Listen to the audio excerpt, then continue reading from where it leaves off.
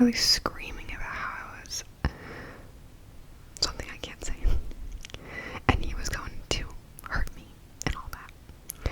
I live right off the corner and I didn't want him to figure out. So I decided to do another loop around the block. That's not the scary part. The scary part is that when I looped back around and looked down the street, I saw him standing on my front stoop, staring out at the street.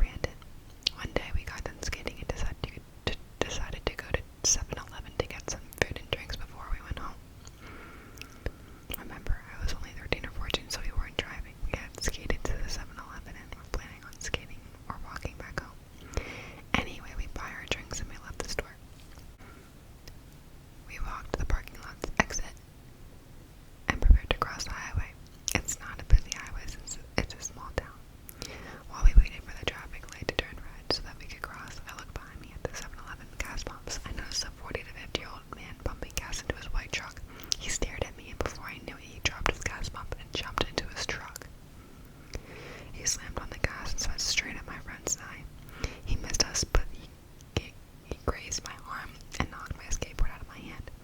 My friend Brandon screamed, what the or WTF? As the man peeled out and sped into the parking lot next to us at 7-Eleven, I swear he drove through a ditch, which was between the parking lot and of 7-Eleven and the parking lot he was in, and tried to run us over again. This is where it got bad. The three of us started running at full speed across the highway and toward the local library, which is like 2 to 3 blocks from the 7-Eleven. When we were about half a block away, I looked back and saw the maniac speeding towards us, full of rage. Brandon and Tim ran up to the library doors, and I ran towards the woods. It was Sunday, so I knew the library was closed, and there was a trail in the woods, which led to my backyard. Meanwhile, this maniac peeled into the parking lot and hopped out of his truck. I looked behind me before escaping into the woods, and saw him grab either a shotgun or a crowbar. I was pretty far away at this point. I was freaking out, so my vision wasn't great from the bed so I grabbed it from the bed of his truck. I ran all the way home. When I got to my street, my neighbor, Tim's dad, told me to get in his car because we had to go to the video store, which is where Tim's mom worked. When I got there, I found Tim and Brandon. They ran to the video store after realizing the library was closed. And 3 cops. A minute later, my mom came in crying her eyes out because Brandon and Tim told her that they didn't know if I lived or not. Everyone has thought I was captured. Tim told me that you saw the guy running after me into the woods. That's so scary. That's so scary. Which is scary because I thought the maniac was chasing them, not me. Anyway, he was never caught, and I spent the next 5 years worrying about every white truck I saw.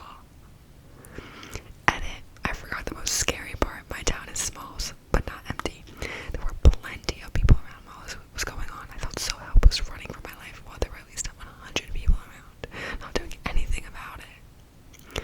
Also, to be clear, we didn't provoke this man at all. He tried to hit us for no reason. That's creepy. Brandon called him something I can't say.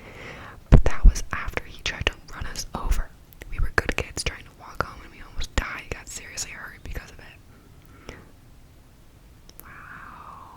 Wow, that's crazy that he thought that the guy was running after his friends at the library, but he was running after him in the woods. That's so crazy. Imagine being their friends and like not knowing where your friend is.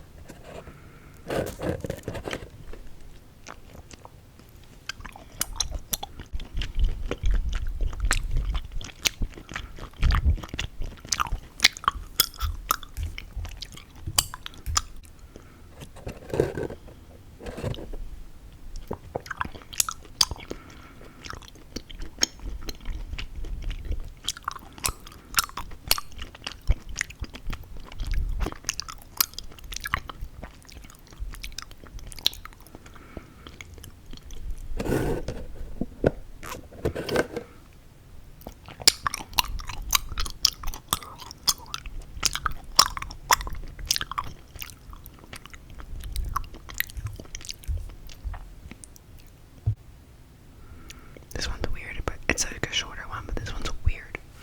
When I was a child, I lived in an old Victorian house, and I would always hear laughing while I was trying to sleep. I was an only child with a single mother, and when I was about 5 to 6, I would wake up hearing laughter in the hallway in the middle of the night. After mentioning this to my mom, she swore it was probably just the TV being left on. One night, I awoke hearing the laughter in my room. I went to sit up, but I felt like there was someone holding my shoulders down.